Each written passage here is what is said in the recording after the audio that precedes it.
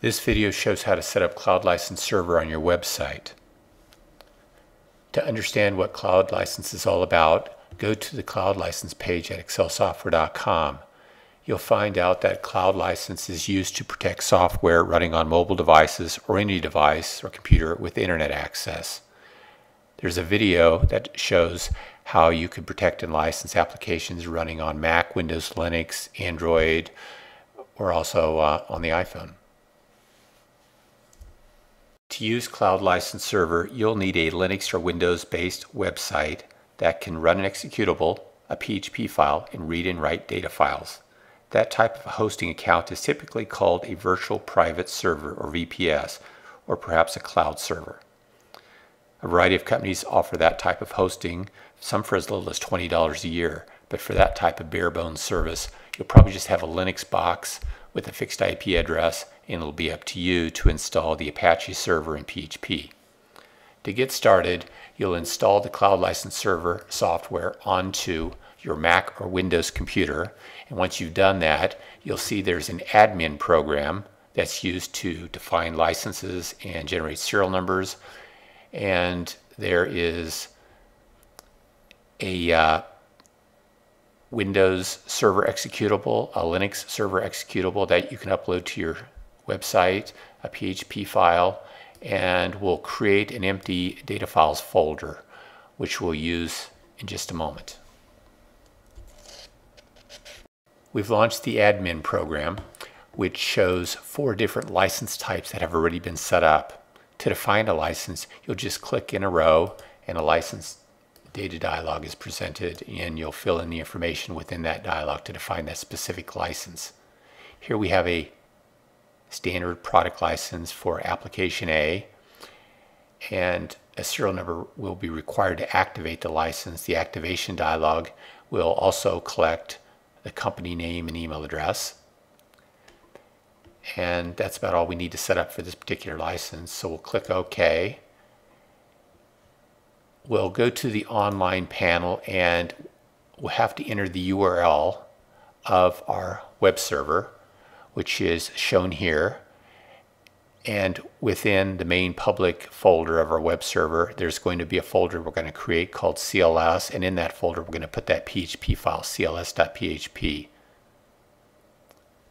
So once we have that information set up, we can save the license information and export it.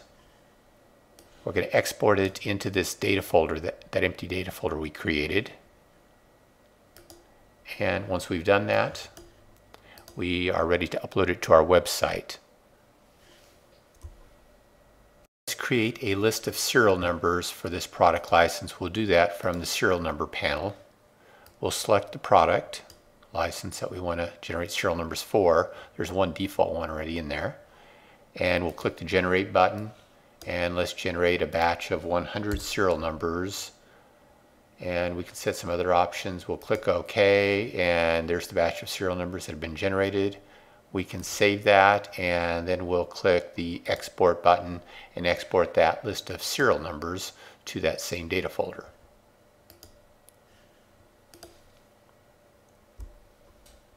The user guide provides step-by-step instructions to set up your server. To do that, you'll create a couple folders, upload some files, and then set the appropriate permissions on those files and folders.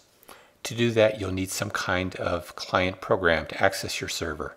On a Mac, you can use the terminal window to do that. If we launch the terminal window, we can use the program called Secure Shell to log into our server.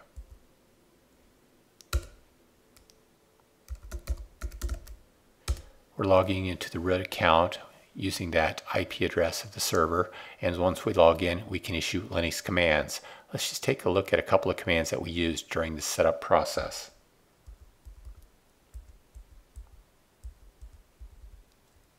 First, we'll take a look at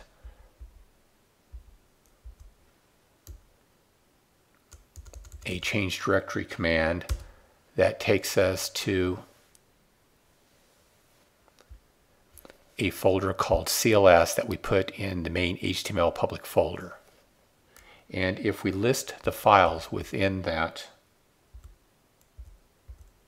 folder with the ls command, we can see that there is a cloud license data folder that we created and set the appropriate permissions on. There's the executable CLS, and there's the CLS PHP file that we've uploaded to our server. Let's take a look at the cloud license data folder,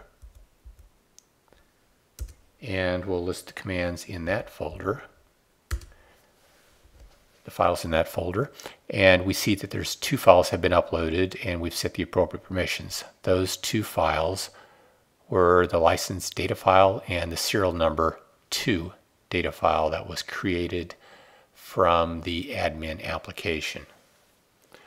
Once we have all the files uploaded as instructed in the user guide, we can go to the online panel, click the status button, and we should see that our server is now synchronized and online. It's now serving licenses. Now that our license server is set up, we could add a few lines of code to our application to use the Cloud License API to protect and license that application. The Cloud License video on the Excel Software website shows how to do this for various OS environments and programming languages. Before we do that, we'll use the emulator that's built into the admin application to send those commands from a dialog and see the response string. Let's start by getting a serial number that we can use for our testing.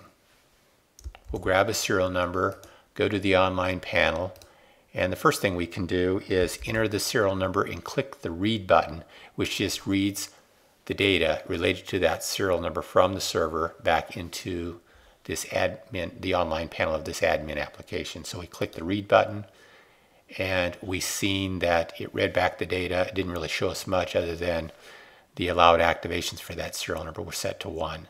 If we wanted to set one of these checkboxes, we could do so and then click the right button. It would write that information to the server for that particular serial number. Now let's click on the test license button, and you can see we have app A selected here at the bottom, and we brought up the test license dialog. We selected app A as the app A product as the license that we're going to be using. We pasted in a serial number we want to use. We select a command. Now this activate command actually requires some additional information that our program collects within a dialog, and so this dialog will actually pop up and ask for that information. It's asking for the company name and the email address.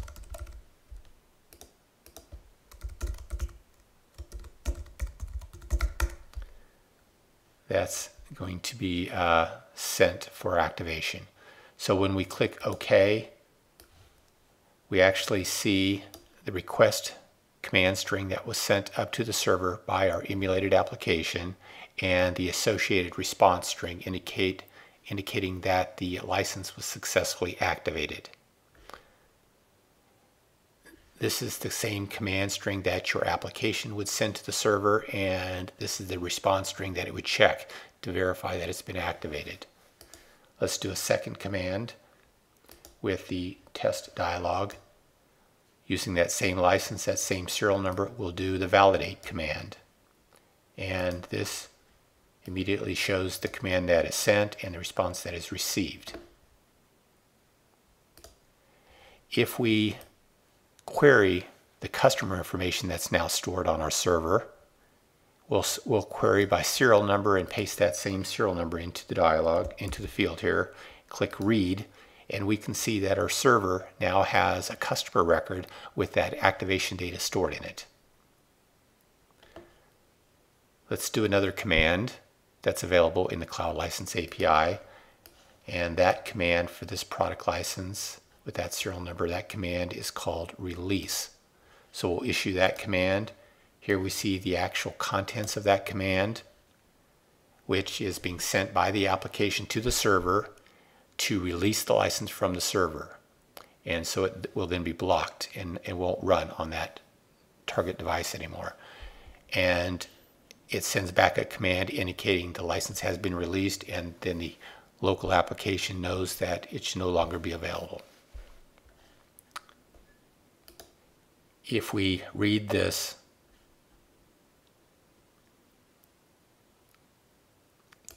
customer record, we can see that the status of that license is now set to blocked. And let's issue one last command, which is the restore command. And again, here is the request string sent to the server and the corresponding response string.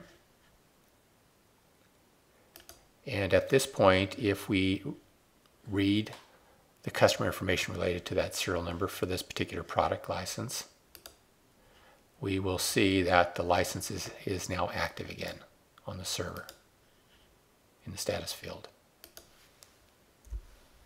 In this video, we briefly described how to use the Cloud License API to protect mobile software or any software running on a computer with internet access.